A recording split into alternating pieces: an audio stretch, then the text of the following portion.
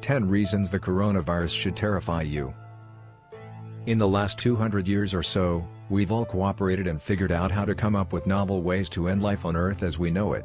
The development of gunpowder itself was a phenomenal advancement in mass deaths. The death toll of certain wars removed whole pieces of our population.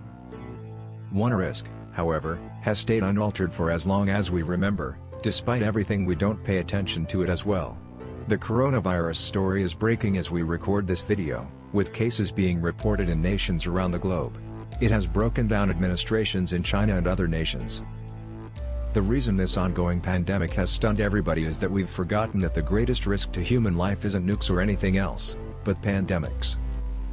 Indeed, even with all our cutting-edge innovation, some of which may even work against us during such episodes, the danger of a virus appearing out of nowhere and finishing human race as we know it is still as real as it always was. 10. Globalization is making things worse, not better. One would believe that in the light of the world being as connected as it is today, infectious disease stands significantly less of a chance than any other time in history. Our globalization propels our knowledge in different fields, particularly in the field of medicine. If you can get data on an infection in an isolated part of the world, researchers from around the globe can study it and develop resistances against it. The issue is that when a truly serious pandemic, like 2019 Chinese coronavirus, happens, those advantages of worldwide systems work against us. Most of the time, we just don't have any approach to distinguish the virus, as they're quite often different strains nobody has seen previously. More on that in a bit.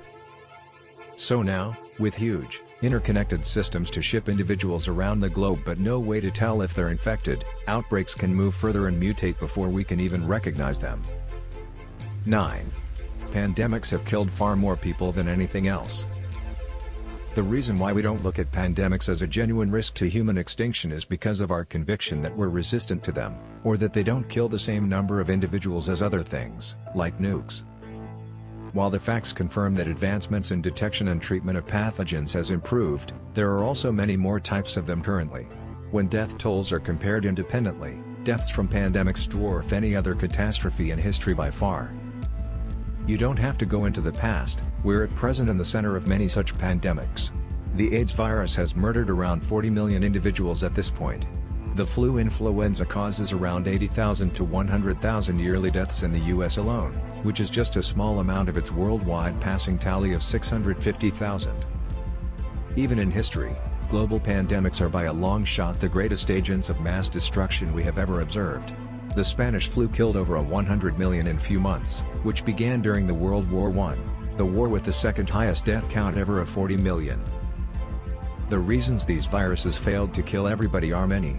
The Spanish flu, for instance, simply chose to get milder as time passed by. The world wasn't as interconnected as today during these viruses, either. In the event that a drug-resistant strain of any of those viruses returns, you can be certain that it would have a much bigger impact today. 8. Every new outbreak requires working from scratch. Our clinical innovation is as yet not advanced enough to recognize and discover remedies for new viruses. Past clinical information doesn't make a difference to new strains, which require new approach and diagnosis. That wastes precious time, as well. Each new outbreak still requires understanding the pathogen without any preparation, which in turn affects our capability to react to the emergency. 7. They are getting more powerful, and at a scary rate.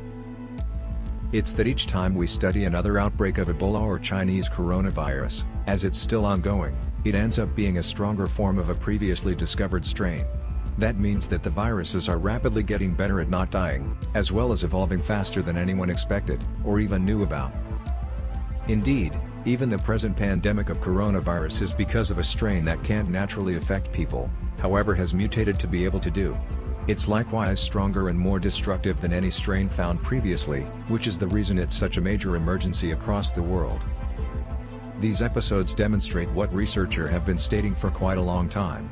Newer and more powerful strains of viruses are evolving against our prescriptions is perhaps the greatest danger to human life. 6. Vaccines cause some viruses to become even deadlier. Scientifically, however, vaccines accompany with their side effects. As per a study, vaccines are making viruses, particularly the destructive ones, much deadlier.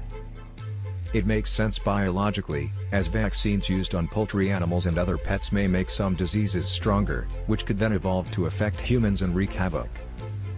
Unless we think of an alternative method to manufacture vaccines, a potential wild pandemic that murders all of us may simply be one of its symptoms we'd need to manage. 5. Many new, previously unknown viruses are showing up. An all the more pressing connection between climate change and a virus-related extinction lies someplace on the highest point of the World Guide. The permafrost set everywhere throughout the Arctic, especially in Siberia, is known to house various dormant and hazardous viruses.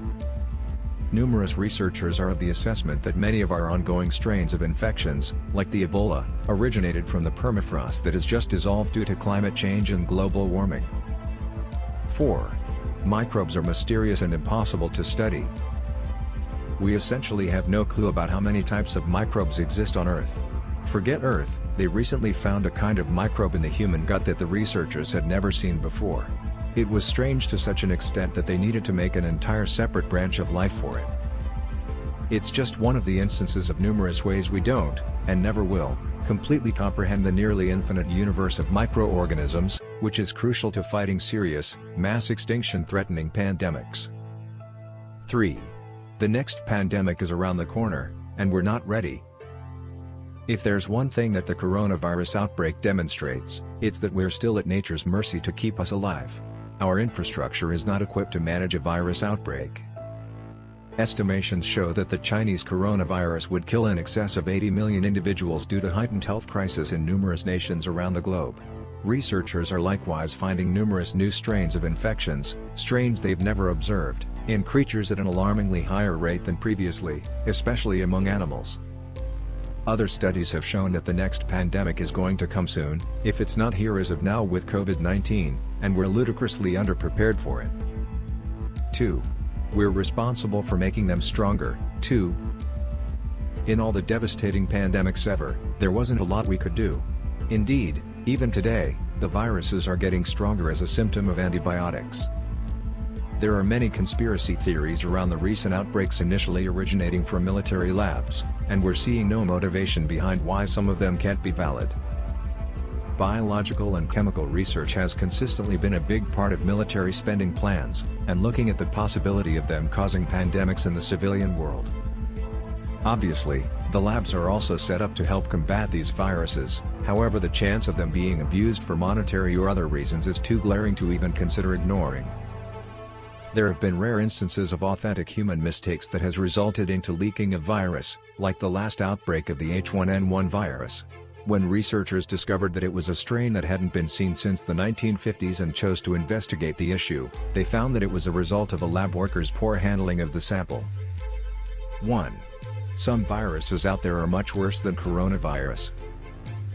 The Spanish flu and Black Death are remembered due to their death toll and their effects on the world.